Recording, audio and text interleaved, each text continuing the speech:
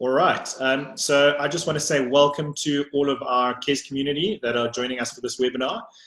For those of you who don't know me, my name is Paul Galbraith. I'm the school psychologist here at KES, and we are very proud to have a couple of our old boys joining us on this webinar today. So just in terms of why we're doing this, obviously there has been some really difficult times for our boys in the last couple of months. There've been a lot of setbacks. There's been a lot of adjusting to a very kind of new, a very new normal that some boys have coped with really well, and some boys have found difficult. But I think what's important to note is that there are more difficult times ahead. I think when school returns, there's going to be new levels of pressure. There's going to be a lot of work that needs to be gotten through. Boys are going to have to readjust to a new way of doing things, and all of that is going to be challenging. So we often kind of look at, well, what helps people get through difficult and challenging times, and the word that always kind of pops up is resilience. So we as a school think it's important that we're just talking about resilience and talking about what that is, and how we start building that. You know, resilience is not something that a person is born with. It's absolutely something that that can be built and that can be developed, and that grows with time.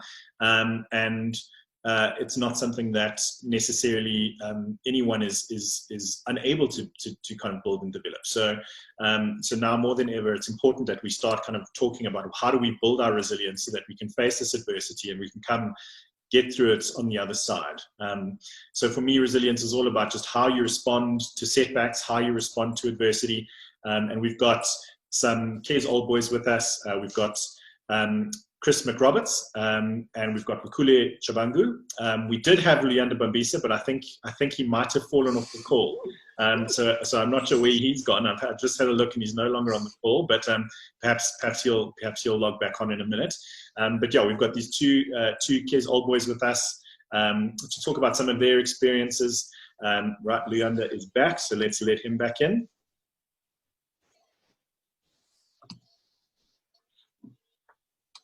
All right, Luyanda, are you with us? Seem to be back on. Sorry, guys, got disconnected there. No worries, thank you. So I've just set the context and explained to everyone exactly what we're doing. So let's start off with a couple of introductions. So if we can first hear from Wakule Chabangu, can you just tell us about who you are and tell us a bit about yourself? Thanks for the introduction, Paul. Wakule Chabangu.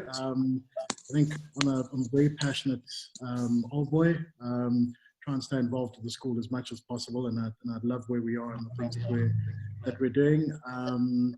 I finished at King Edward's in 2002, which wasn't that scary as I actually said, because now that was quite a while ago. I was head prefect in 2002, and went on to study at Wits, start a career in stockbroking, believe it or not, because I didn't believe it at the time. And now I am an entrepreneur. I've got a business in digital marketing. We work mostly in sports and social media, technology, all things kind of new and different.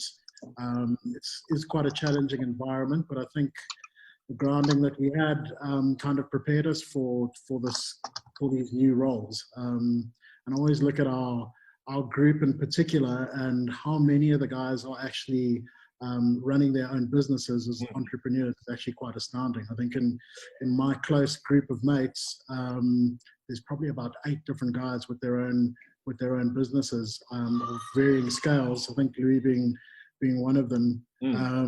And I think it speaks a lot to how we've been brought up and kind of the resilience that we've been taught at King Edward. Absolutely. And as an entrepreneur, I'm sure you know a lot about adversity and setbacks and having to kind of pick yourself up. Yeah. I think the word adversity has been replaced by 2020.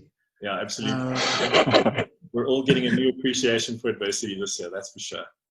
No, absolutely. And I think it's been really tough. It's been really challenging this year for a lot of business owners, small business owners. I mean, my particular business, we work in sport. So it's been hell of a tough trying to adapt and trying to kind of see where new avenues are, where we can adapt our business and kind of cater for new markets in this environment. Absolutely. Thank you. Well, thanks for the introduction. So next we'll go to Chris McRoberts. Chris, can you tell us a bit about yourself? Yeah, sure. Thanks, Paul. So I was head prefect in 2005, a few years after Wakule, and he set a very strong example for me to follow. I was very fortunate, as was he, to be at the school at the time of the centenary year, which was amazing. I'm also a proud and passionate old boy. Studied at Wits as well and finished there in 2010. And I now practice as a director of a law firm. It's a specialist law firm here in Sandton in Johannesburg. And I'm kept very busy at the moment with a lot of legal issues relating to COVID-19 and insurance claims and that kind of thing. So it takes up a lot of time. I'm the proud dad of 2 young boys, and I have a lovely wife who's working away behind me over here, and delighted to participate in this. Thanks, Paul. Great, thanks, Chris. Yeah, and as a father of children, I suppose some adversity comes with that package too. Yeah, it does, and one of the greatest challenges in dealing with that adversity as a family is in trying to get young children, to understand what we're going through as not just as a country or as a city, but as a world at the moment. Yeah. And that adversity cuts across so many different channels, from business to your social relationships to recreation. I'm suffering from the lack of sport, not as badly as Wakule, but just from not being able to enjoy it at the weekends. Yeah. And we need to know that we're going through a difficult and unprecedented time in the world, but we are all expected to carry on.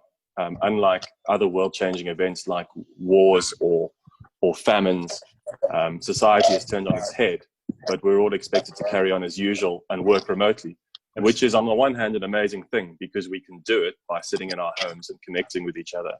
But on the other, it does have unseen psychological effects, and we need to be aware of those. Absolutely. Yeah, I think the adjustment into those new ways of doing things, I think we all kind of like to do things in ways that are familiar to us. We like to kind of be able to kind of carry on in ways that are kind of within our comfort zones. And I think a lot of us have been thrown significantly out of our comfort zones, and we've had to be so flexible, which is not necessarily something that we're all used to. Yeah. All right, and then lastly, Leander, can we hear from you, and can we hear a little bit about yourself? Sure. No, thanks, Paul, and great being with everybody. Feels a bit awkward actually seeing everybody, just COVID and all. But also very proud old boy of the school. Was fortunate to be part of Wakule's group in 2002, so it was also during the centenary year. Also got stuck in with a lot of work at school, and I continued to. I was the head of schoolhouse back then, and enjoyed my time out there. I think you really got to connect with the school in many different ways, from your grade 8s all your way to, of course, your bigger groups. And I spent a bit of time in Buxton as well. So I was a boarder. These days I'm pretty passionate about this whole business thing. The entire roller coaster of joy, depression, complexity. Wakule says there's quite a lot of entrepreneurs within our group. It's actually quite true. There's a few guys that we talk to, and I think those engagements and just staying in touch has helped a lot, because if you're talking about setbacks and adversity, these are definite times where we're experiencing all of that.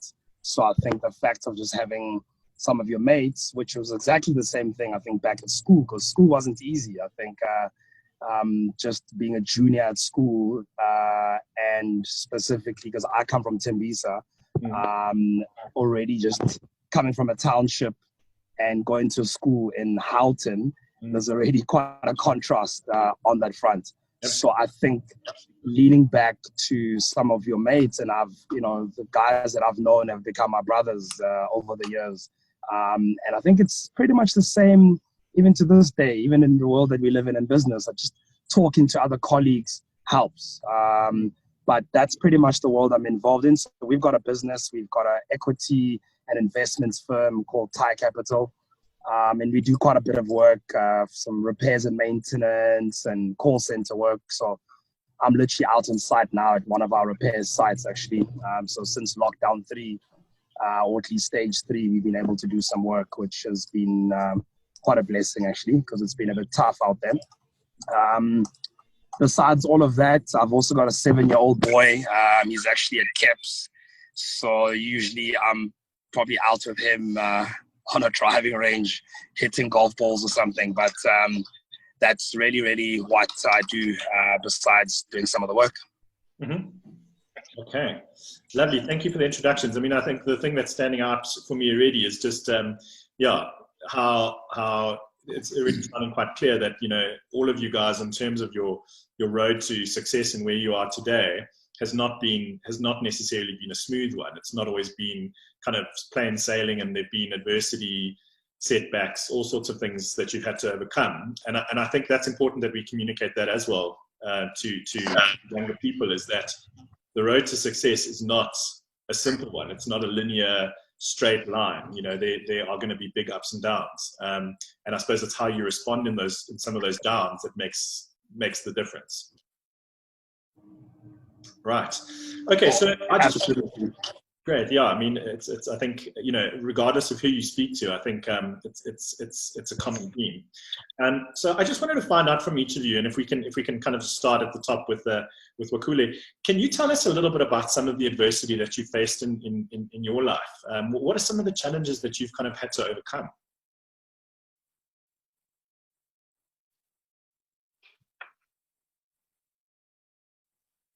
That Saturday game was great. Madness. Are you back? Hi, is everyone still there? I think we dropped. My connection might have dropped. Yeah, we've already sidetracked. We started a completely new subject here. So. I'm sad I missed You it. better pull us back in line, Paul. Yeah, come guys, behave yourselves. All right, so Wakule, I was just asking you, could you tell us a little bit about some of the setbacks that you've kind of faced in your life, that on your kind of road to where you are today? Well, I think 2020 is a laugh, and some people say it's still 2015. It just hasn't ended. But I think you raised a really important point about kind of getting the young guys to understand that their paths aren't quite as linear as expected, and especially when you grow up in a city like Johannesburg. I think it's slightly different now, but I think particularly when we were younger, our paths were laid out quite straight and quite linear, and the pressures were strong. I think particularly in kids where people are expected to perform and excel. If you've held any sort of position of leadership, you're expected to be an icon to look up to for a long time. And a good friend of ours says being an adult is not for ants. And I think that's really true, because you seem to come up against new hurdles quite. It can go past where most people can say they went through that without any sort of challenge or any adversity. So when you asked me that question, I was trying to really think what would resonate the most with the younger guys. Because I mean, there's a lot of things that happen in life. I mean, I'm on my third business now. Third business. And they wow. say you kind of only crack it on. Yeah. The first two blew up spectacularly. And that's just the nature of these things. You kind of got to dust yourself off, pick yourself up again, and go for the next one. If that's the road that you want to go, that would do. Especially for small business, there's really a lot of, very often there's a lot of factors that aren't within your control, things that happen in your environment that weigh a lot on your business, and there's not too much that you can do. So yeah, I finally got it lucky with this one. Considering you've had this is your third business, and considering you two have, as you said, kind of you blew up spectacularly. How did you pick yourself up from that? How did you if we kind of think of resilience as kind of one's ability to when you face a challenge or when you face a setback, when you get knocked down, to kind of be able to get back up and try again. Like, how did you do that? Like, yeah, what was? I think an important lesson that I've learned is that you need to run your own race. And there's a lot of looking over the fence on social media, seeing what the Joneses are doing, seeing what you're doing, seeing what other people are talking about, and putting too much pressure on yourself in that regard, rather than, I think something that I heard that was really important is to be kind to yourself. Yeah. And it took a while for me to kind of really understand what that meant. And kind of knowing that you're giving it your best, the race that you're running is yours. Learn to eventually get to where you want to with regards to your goal. And spending too much can hold you back. So it was really difficult. I mean, you kind of invest a lot of time and a lot of passion and a lot of finances into an idea and a concept, and it work out. There were many times when I thought, geez, I'm just going to go back to corporate and go that route. But it took looking at myself and my journey and what I wanted to do, and kind of reestablishing that belief, not letting it out, and looking and understanding what assets you have in terms of resources. I think we often shoot through life without actually considering what those resources are and what those foundations are that keep us grounded and kind of hold us in those difficult periods. Whether it's family, whether it's friends, old boy networks, going down to watch a Reds game, is a really important thing. And kind of knowing where those blocks are and how they hold you and how they give you that foundation, so that if you do have that step back, you know what you're relying on. I mean, Chris, mentioned going up, playing golf, or going to the driving range with your son, and knowing how all of those things kind of hold and impact your life. So when those pressures get really big, kind of know where you can go that kind of recharge your batteries and be able to get up again. So I think that's been learning throughout the years is a really important part in kind of getting back up and going at it again. Absolutely. I really liked a couple of things that you said. So, I mean, I think the first thing that stands out for me is you're obviously very clear in terms of what your goal is. I mean, you really know where you want to go, and so you've got your why. That's clear to you. And then running your own race. And I do think a lot of the boys who are kind of teenagers now, they spend a lot of time kind of comparing themselves to other people, and what do we see on social media, and how do I kind of add up or compare. And if you run your own race, and if you're kind to yourself, is that kind of little voice in your head, is it your biggest critic, or is it your biggest supporter? So yeah, I mean, I think that really resonates. Yeah, and I think look the people hard, and it's like they know their why. And it actually took me a hell of a long time.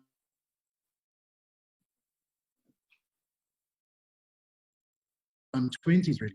And I really struggled when I left school. Left school as one of the top academics in our year, summa cum laude, head boy.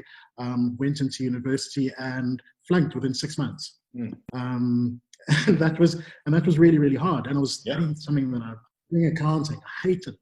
I had to go to university every day. Eventually just started going just to play rugby. I'd get to university at 4 to play a bit of touch, get to practice by 6, and that was really it. I wasn't interested in what I was doing. I absolutely hated it. And that kind of got me thinking, and it got me, and that came with its own adversity, because I think within 6 months I was already behind everybody else. Yeah. And you're going, everybody else is second year next year, and I'm still first year. I don't have a scholarship, and all of these things kind of pop. And that's when I really realized that I needed to run my own race. I cut back my subjects, cut back to 2 a year.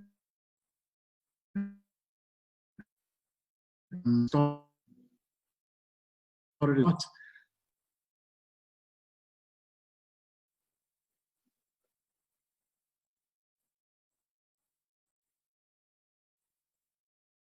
firm, and I was happy, and that was because I'd actually managed to sit down and kind of reflect and say, this is how I'm going to do things. It doesn't need to be the same as anybody else, because this is how I want to be happy and what I want to achieve.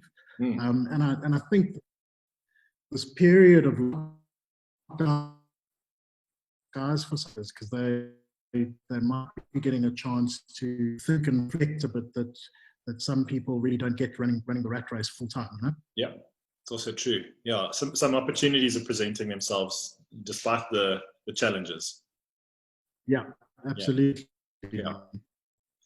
All right, guys. The internet connection on my side seems to be a bit unstable. Is everyone else hearing? And is everyone else still on? Yeah, I'm all good. Cool. Okay. Yeah, it's good for me.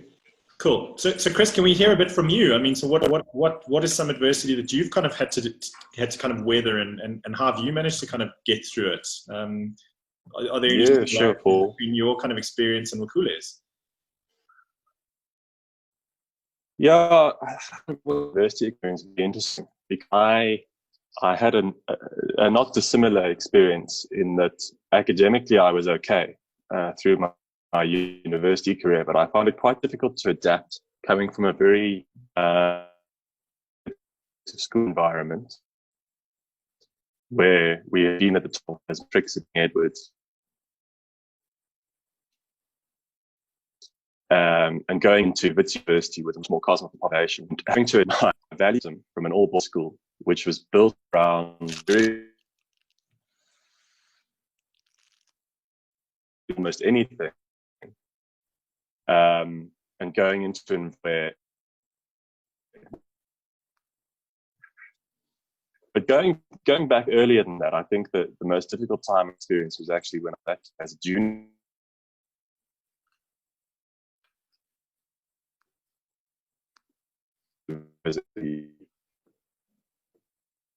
My first 2 years as a junior, they were really tough. I was not a sort of a typical successful figure at the school in that I was not a sportsman. I'm still not a sportsman. I'm terrible at sport, and I think that the most I achieved in my rugby career at King Edwards was an enthusiastic participant in the E team or the F team. And so the fact that I eventually made it to be head prefect was unusual in itself, because I was an academic type and a cultural type, and I played in the pipe band and I was a debater. And it took some time to be accepted in that sort of capacity, not only by the boys but also by some of the teachers, because that wasn't what was seen as being typically successful at the top of the school. And once I got through those initial hard years, when there was a very high attrition rate of my friends, and if I think back to my Form 1 class, about 80% of those boys left the school because it didn't suit them. It was too tough, or they were bullied. By the time I got to matric, I had reformed very strong attachments with my group. But I realized that in order to win over the support of some of the teachers and the school population, I needed to market myself differently by reaching for what I saw as the values of the school and building support around that. And that was a very important life lesson for me, because if you look at what the core ethos is of King Edwards and the tradition and all of the best things about the school, if you can carry those and adapt them into your life, it's not to say that you're guaranteed success, but you will be given a lot of respect. And it will mark you out from your peers.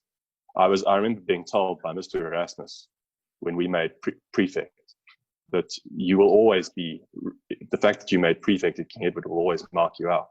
And he was right in some respects, but it wasn't just about having a leadership role. And if I think of some of the people from my year group, some of the most successful people didn't achieve anything significant at school, but they have gone on to become excellent entrepreneurs, great family men, and real pillars of society. And that is the best of what King Edward gives you. Yeah. And I think also what kind of stands out to me, and I suppose a lesson that I think would be important to take from that is that your story isn't kind of written at high school. High school is just one part of it. And I think a lot of boys feel under a lot of stress and pressure because they're not necessarily, top academic, or they're not kind of performing at a significant level at high school. And they worry that that's going to kind of dictate the rest of their lives. But I mean, it is possible to kind of do okay at high school and still go on to be very successful one day. And I think it comes back to values, kind of being clear in terms of what's really important to you, and being able to stick to that. And I think that's a form of resilience. If a person is kind of very clear on what's important to me as a person, what's really kind of meaningful in my life, and where do I want to get to it, you can kind of make sure that your responses to adversity are kind of in line with those values and what's important to you. That can really kind of make a big difference. Yeah, that's right. I think if you have a strong internal compass built on those values, then you can manage the outside forces. I mean, if you think of success, if you think of what a share price graph looks like, it is never a linear curve going upwards. There are peaks and troughs, and those are all due to external forces. Absolutely. And if you are strong and able to weather those forces, you'll be all right. You will continue to climb despite some drops. Absolutely. Great. Thank you, Chris. Leander, how about you? Can you tell us a little bit about some challenges that you face and how you've weathered those? Yeah, sure. No, absolutely. Thanks, Paul. I've been listening to the guys, and it is true. These setbacks happened from the time that I was at school to this current day. I mean, Wakula is talking about 2020. It's a definite one that speaks pretty loud. But I think going back to my school days, academically, I wasn't the smartest kid in our group. So that always, at least initially, had almost a very inferior, you can have a very inferior kind of feeling towards yourself, feeling as if you are definitely lacking, because I think also coming from a school like King Edward's, it is about high performance. Everybody wants to do well in really every single aspect, from sports to if you're in the choir, whatever it is that you're doing, you want to go all out. So I think I probably had that pressure on myself for some time, and that always became a bit of pain for me. But I think what I started doing, and it also happened in a very odd kind of way, in the middle of my King Edward's school career, my mother went through a divorce. She, almost died at some point because she went through quite a traumatic kind of experience. Couldn't pay for my fees. She literally had to kind of sell everything that she owns in order just to get me through school and, of course, boarding school. And I think for me, all those little instances and those occurrences have always kind of helped me get through everything that I've had to kind of face up to, because honestly, what I'm going through now is kind of peanuts really versus what my mother actually was going through as a black female, really, just going through all of that and trying to put a kid through school. And one thing I think for me continuously stands out to this day, which is a philosophy actually that we learned just being on one of the fields there out at school, is the philosophy around hard work and effort, literally till the match is over. Even if you're down, but you're giving it 110% until the game is done. I think for me, that's just been the difference, especially on some of the days where I'm feeling off.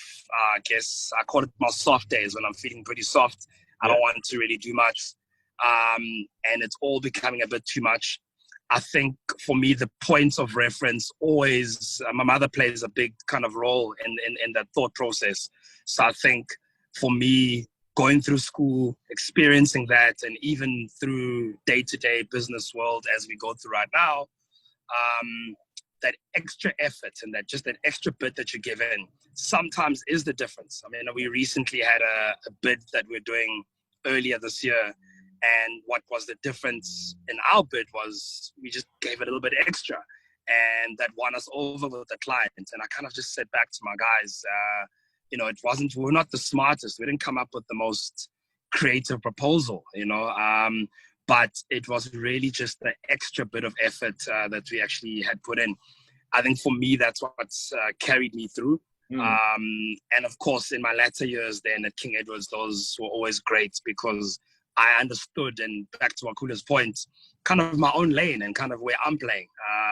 And you never really have this thing at the back of your head of feeling any inferior kind of way in anything that you're doing. So I think for me, that's been a big takeaway. And I guess you do need to find unique kind of ways of dealing with some of these setbacks. A real corny one, which helps me quite a bit, is I literally record all the good things, all the happy things that I like on my phone. Yeah. And throughout the day, if I'm going through quite a bit of a rough day, I literally just whip out my notes and I have a look at some of these things. Yeah. And just makes you smile for a bit. And I think that feeling, that energy that you feel at that moment just helps you just kind of get on with it, And I think for me, those are just small things that I think, young boys of today definitely need to kind of lean on. So that's really how I think I've looked at it. Yeah. And I love that, because I think there's so much value in doing something as simple as that, because I think when we're having a bad day, it can be so easy just to see it being all bad.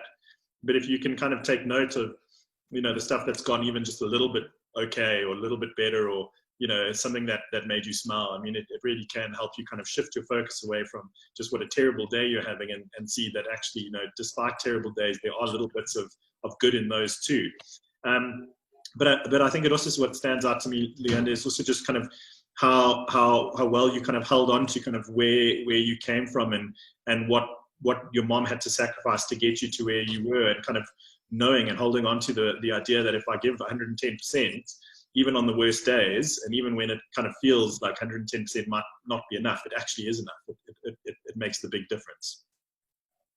Really does. And look, it's not always easy to give that 110%. Because sometimes you're mentally exhausted, you're not inspired,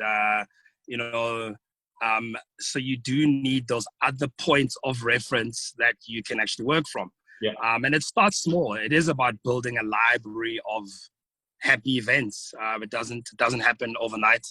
And I think it's to your point as well, Paul, in terms of the messaging that you're trying to give to the boys.